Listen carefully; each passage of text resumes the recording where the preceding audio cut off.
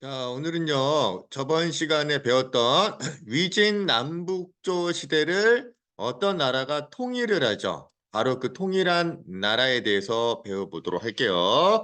일단, 통일한 나라는 바로 수나라예요, 수.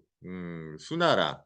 근데 우리 예전에 춘추 전국 시대를 통일했던 나라 배웠죠. 어느 나라였죠? 그렇죠. 진나라였죠. 근데 진나라는 통일은 했지만 통일하자마자 진시바랑제 때문에 결국은 바로 망하죠. 그리고 나서 수립된 한나라가 대단히 큰 제국을 어, 으로 발전했잖아요. 근데 마찬가지로 이러한 역사가 또 반복이 돼요. 다시 말하면 위진남북조라는 분열 시대를 수나라가 통일은 했지만 통일까지만 하고 바로 망해버려요. 그래서 이제 수나라는 문제와 양제 딱 두 황제밖에 없어요. 어? 이 문제가 나라를 세우고요. 양제가 나라를 말아드시는. 그로 인해서 수나라는 양제 때 망하고 그 이후에 수립된 당나라 때 중국은 다시 한번 대제국을 이제 건설해 가게 되죠. 자, 그래서 오늘은 이 수나라와 당나라 어떻게 통일을 했고 또 왜 망했고 또 다시 당나라는 또 어떤 나라였는지 자 그런 내용들을 한번 살펴보도록 할게요. 자 먼저 이제 수나라 배울 텐데요. 일단 수나라는 문제라는 황제가 중국을 통일을 해요. 자 위진 남북조 남과 북으로 이렇게 분열되어 있었는데 일단 그 수나라 문제는 북조 출신이에요. 북쪽에는 이제 선비족들이 세웠던 국가들이 있었잖아요. 근데 그 선비족 계열의 양견이라는 인물이 이제 북조를 통일하고 남조까지 흡수해서 다시금 중국을 통일하는데 완성을 해요.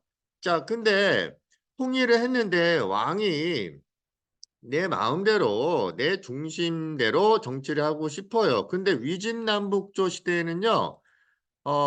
누가 왕권을 좀 위협했냐면 바로 문벌 귀족들이에요. 부품 중정제 하다 보니까 지방 호족들이 결국 중앙에 문벌 귀족이 되었죠. 얘네들은 쪽수가 많아요. 떼거지예요. 자, 그러다 보니까 왕도 문벌 귀족들 때문에 제대로 왕권을 확립하기 좀 어려웠다라고 누가 생각했느냐? 문제가 생각을 한 거예요. 자, 그래서 문제가 한 가지 생각을 하네요. 자, 이제 관리 뽑을 때 옛날처럼 구품 중정제와 같이 이제는 추천제를 안 뽑겠다. 추천하라고 하니까 맨날 지네 가문 애들만 추천하네? 자, 그러니까 이제 어떻게 하겠다? 과거제를 실시하겠다. 요거 제일 중요해요. 과거제. 자, 별표. 과거제. 요거 누가 했다? 문제가 했다. 그러니까 수문제가 과거제 문제를 출제했다. 문제는 수학 문제는 아니지만 어쨌든 수문제가 과거 시험을 통해서 문제를 내는 거예요. 문제의 답을 맞춘 똑똑한 관리들을 뽑겠다는 얘기예요. 자, 그 얘기는 그동안 공부 하나도 안 하고 아빠백, 가문백만 믿었던 자, 누구는 어떤 세력들은 굉장히 과거제 때문에 자, 압박을 받을까요? 자, 그렇죠. 문벌 귀족들은 결국 이제 약화되는 결과를 초래하게 되었다. 자, 그 얘기는 결국 누구의 권한이 강해졌다?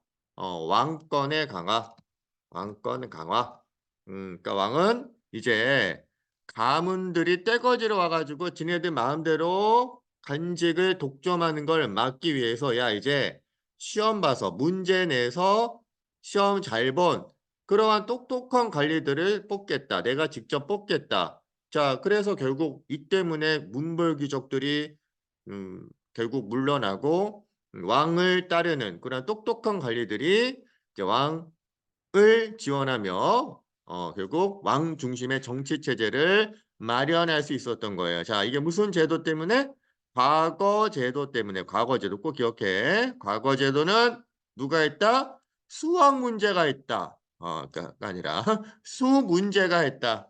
과거 문제를 누가 출제했다? 수 문제가 출제했다. 자, 이렇게 기억하시면 돼요. 자, 그리고 이제 왕권을 강화했잖아. 이 왕권을 계속 강화 유지시켜 주기 위한 또 중앙 집권 체제를 강화해 나가는 제도를 또 수문제가 이제 실시하네요. 뭐 땅이라든지 또 세금 조세는 세금을 걷는 거, 또 군사제도 이런 것들을 어 왕중심 왕중심 체제로 새롭게 정비를 하는 거예요. 그러니까 그전에는 이제 문벌 귀족이라든지 지방의 호족들이 땅도 많이 갖고 지네들이 막 세금을 걷고 지네들이 군대를 막 거느리고 자 이런 거 안 돼. 이제는 국가가 왕이 직접 모든 땅을 통제하고 세금을 걷고 이제 군대를 이제 왕 중심으로 다시 개편하겠다. 뭐 이런 것들을 누가 했다? 문제가 했다는 얘기예요. 자, 그만큼 문제는요. 어쨌든 훌륭한 황제라고 볼 수 있겠죠. 통일을 하고 통일왕조를 잘 유지했던 아주 훌륭한 황제예요.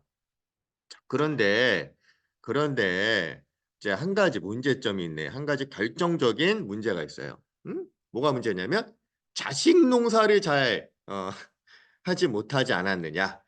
결국 자식 때문에 망했던 것이 문제예요. 자, 그 자식이 누구냐? 양아치 같은 황제, 바로 양제예요. 양제.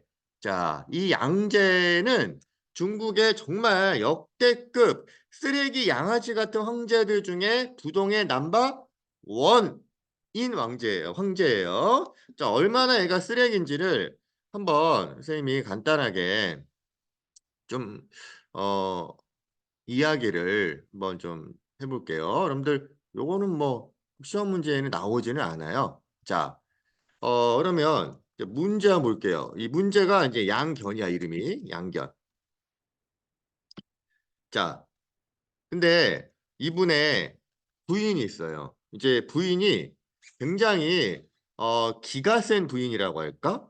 아주 황제를 쥐어잡는 그런 아주 센 캐릭터의 황후예요. 그게 누구냐면 이름 성부터 특이해 독고예요. 독고 가라라는 황후가 바로 문제 양견의 황후예요. 근데 이제 이 황후는 다른 건 내가 이해해도 이 남편이었던 황제 문제 이것만큼은 내가 못 참겠다라고 했나 봐요. 뭘 못 참았을까요? 굉장히 이 독고가라는 황제가 다른 여자를 들이는 거를 절대 인정하지 않겠다라고 했대요. 보통 이제 황제는 후궁들을 많이 들이잖아요. 근데 중국의 황제 중에 음, 유일하게 후궁이 없는 황제가 바로 수문제였다고 해요. 그 이유는 누구 때문에? 황후였던 독고가라 때문에.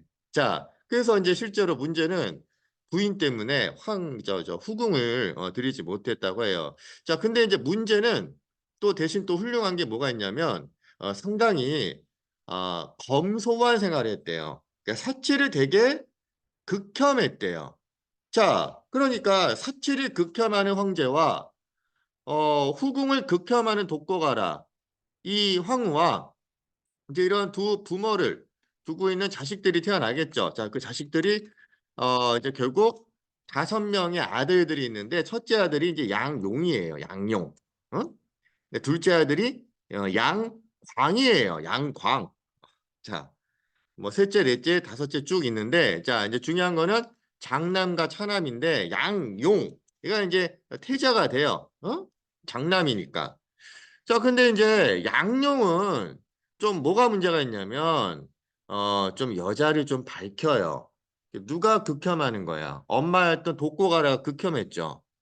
그러니까 형님이 조금 여자를 밝히면은 태자이긴 하지만 엄마가 되게 싫어할 텐데 그리고 또 사치를 하네 형님이 그럼 또 아버지가 싫어할 텐데 자 요거를 눈치챈 둘째 양광이 좀 야심이 컸던 거예요.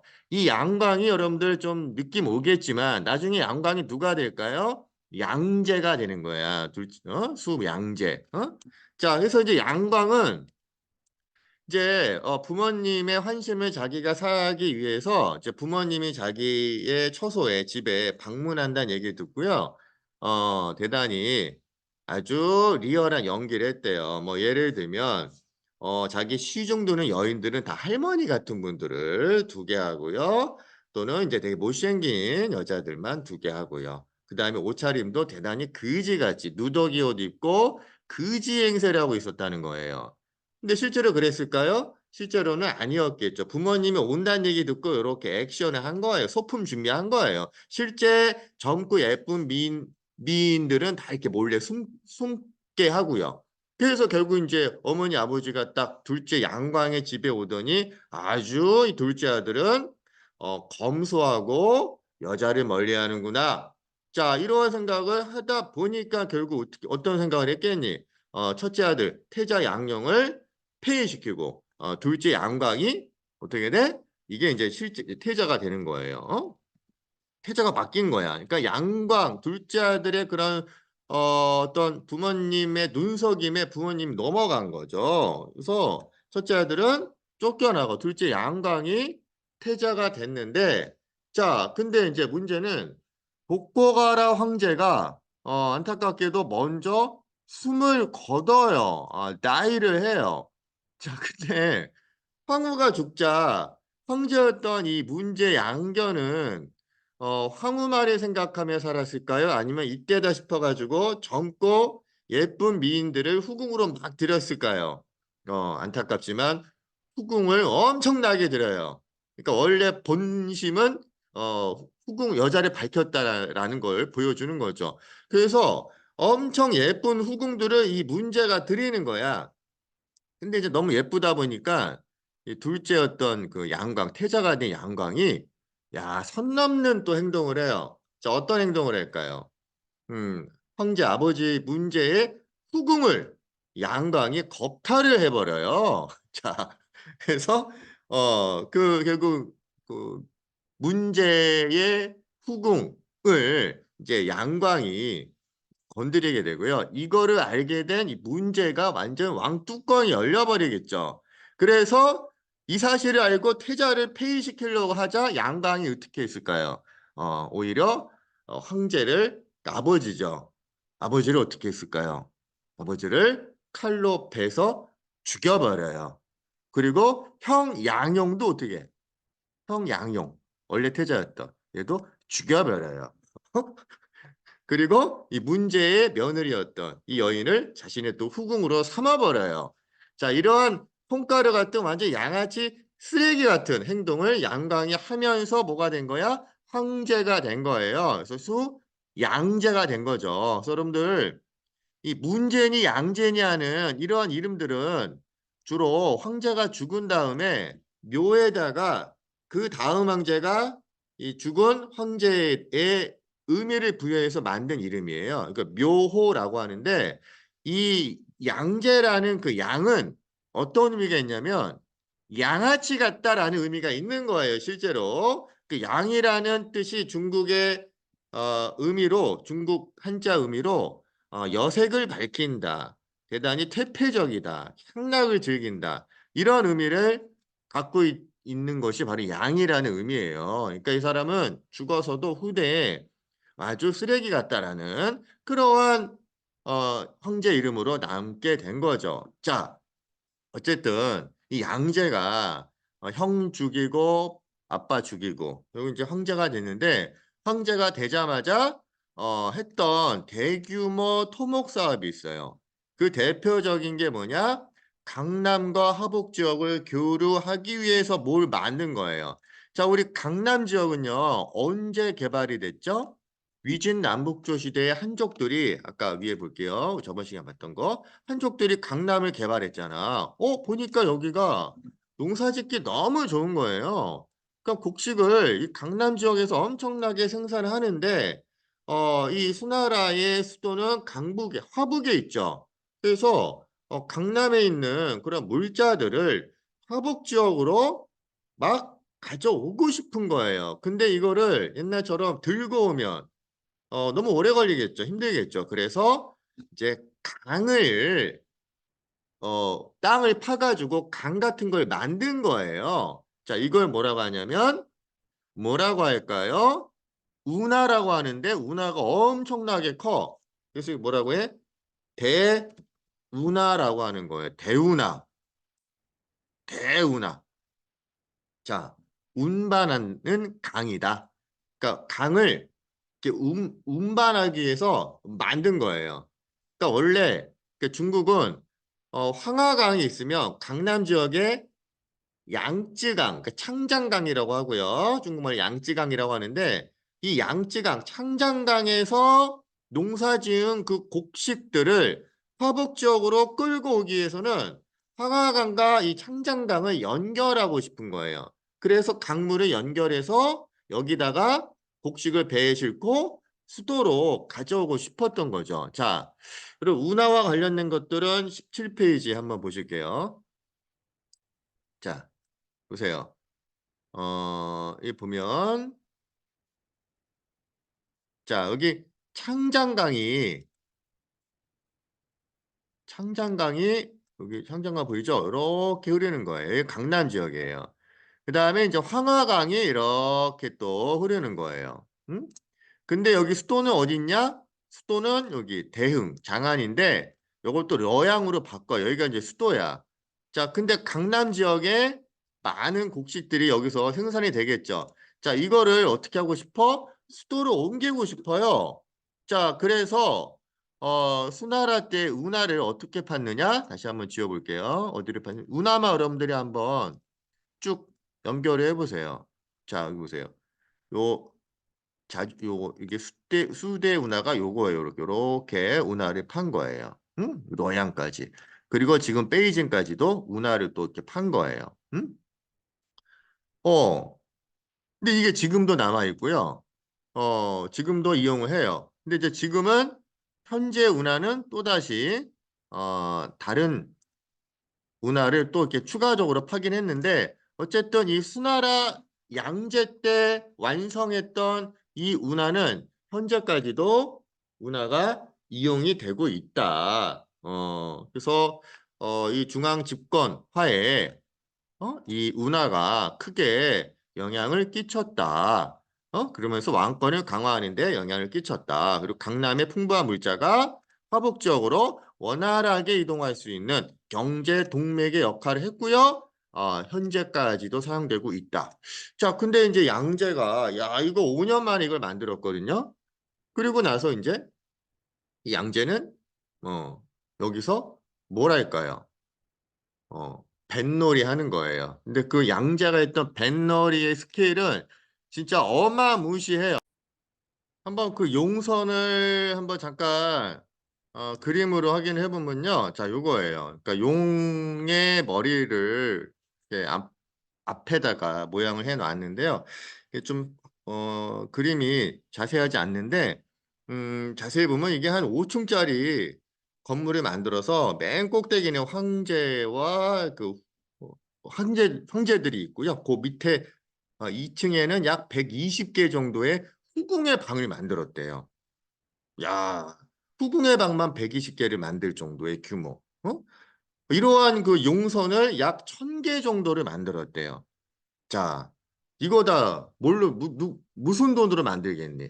다 이 백성들 쥐어짠 그 곡식 세금 받아다가 이러한 배 만들고 매일같이 운하에 가서 이 뱃놀이 하는 거예요. 수많은 후궁도 거느리고 여기서 먹고 마시며 이렇게 초호화 이런 유람선을 만들면서 매일매일 흥청망청 살다 보니까 과연 이 밑에 신하들과 백성들이 이 양제를 그냥 가만히 냅뒀겠냐 이거야.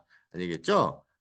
결국은 그리고 이러한 사치와 대규모 토목공사 이런 것 때문에 수나라는 양제 때 금방 망해버리고 말아요. 자, 근데 이거 하나 또 우리가 알아둬야 될 게 또 양제가 이제 주변 국가들 막 공격해가지고요. 영토를 넓히고 야, 내 밑으로 와서 대가리 받고 무릎 꿇고 나한테 항복해. 그럼 내가 너희들 잘 봐줄게. 뭐 이러한 식으로 주변 국가에 대해서 막 압박을 넣는데 딱 어떤 한 나라만큼은 코빼기도 안 비추네.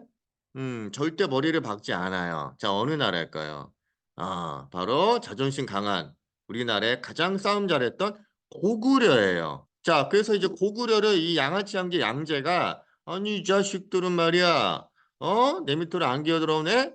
안 되겠다. 내가 이 고구려를 그냥 가서 다 박살을 내야 되겠다 해가지고요. 대외 원정을 직접 가요. 자, 이 대외 원정은 자 어느 나라다?